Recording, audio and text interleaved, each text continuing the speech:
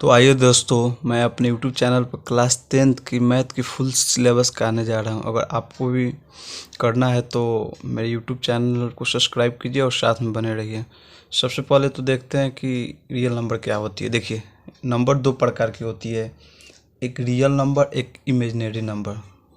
Imaginary number हमारे syllabus का हिस्सा नहीं है, हम लोग उसे नहीं पढ़ेंगे। रियल नंबर हमारे सिलेबस का हिस्सा है। तो रियल नंबर क्या होते हैं? तो वो नंबर जिसे हम लाइन यानी कि रेखा, रियल लाइन पर डिनोट कर सकते हैं। तो रियल नंबर वो नंबर है जिसे हम रियल लाइन पर डिनोट कर सकते हैं। देख लीजिए, मान लीजिए रियल लाइन हो गया, यहाँ हो गया 0, यहाँ हो गया 1 2 3 4 5, यहाँ माइनस हो जाएगा -1 -2 -3। देखिए, ये हो गया रियल नंबर। ये मत सोचिएगा दोस्तों कि एक और 3 के बीच में केवल 2 ही एक रियल नंबर, नहीं, ऐसा नहीं। यहाँ भी देखिए, 1 और 2 के बीच में भी काफ़ी सारे रियल नंबर है। जैसे देखिए 1.1 1.2, ऐसे काफ़ी सारे अनगिनत रियल नंबर 1 और 2 के बीच में।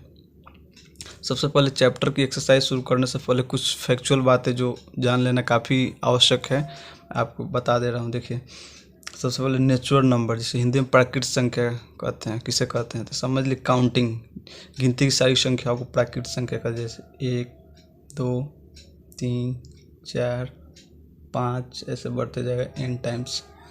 अब आते हैं होल नंबर। होल नंबर क्या होती है? तो जीरो को शामिल करके, तो देखा, काउंटिंग नंबर को, जीरो को जब हम नेचुरल नंबर में शामिल कर देते हैं तो होल नंबर हो जाते हैं। जैसे 0 1 2 3 4 5, n टाइम्स बढ़ते जाएगी।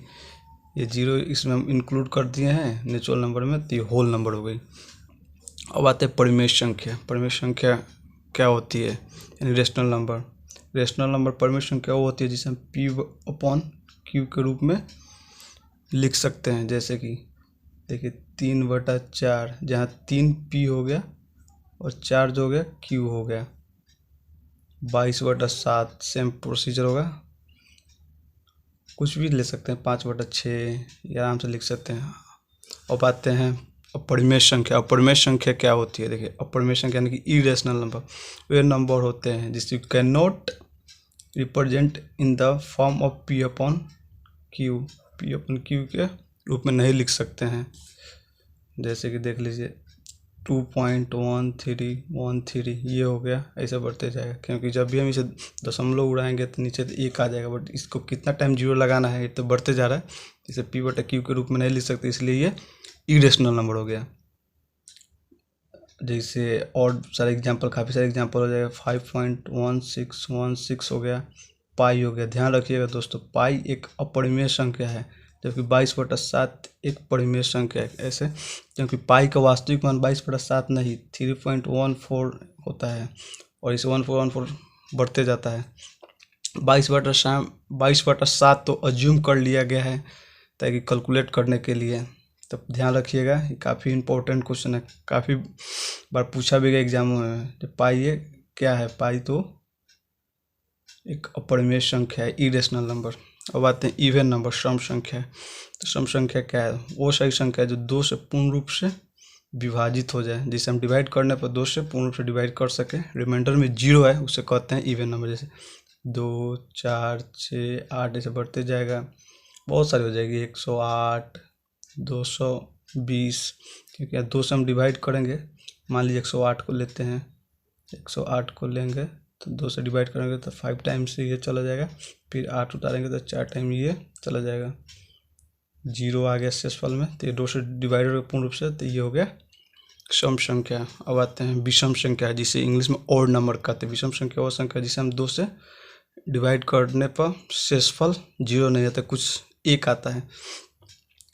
जैसे कि हो गया 3 हो जाएगा, 5 हो जाएगा, 7 हो जाएगा, 9 हो जाएगा, 11 हो जाएगा, ऐसे बढ़ते जाएगा, 239 हो जाएगा। जैसे कि हम 7 को लेते हैं एग्जाम्पल, 7 को जब हम 2 से डिवाइड करेंगे तो कई मतलब में जाएगा, तो 5 टाइम्स में जाएगा, 5 ना 10, शेषफल 1 आ जा रहा है। 239 लेते हैं, 239 2 से डिवाइड करेंगे, 2 कम 2, फिर 3 आएगा, 2 कम 2, फिर 9 आएगा और 2 18 शेषफल 1 आ जा रहा है। तो ये एक इवन नंबर नहीं है, ये एक ऑड नंबर, विषम संख्या, हिंदी में जैसे विषम संख्या, ये ऑड नंबर है। तो ध्यान रखिएगा दोस्तों, जितना मैंने बताया इसको थोड़ा ध्यान रखिएगा। चैप्टर शुरू करने से पहले ये सब ज़रूरी होता है, फैक्चुअल बातें जो जान लेना काफ़ी आवश्यक था, इसलिए मैंने बता दिया। इसके डेफिनेशन की कोई आवश्यकता नहीं, बस आप समझ जाइए और ध्यान रखिएगा। अगले वीडियो में हम सीधे डायरेक्ट एक्सरसाइज पे जंप करेंगे और एक्सरसाइज करके बताएंगे।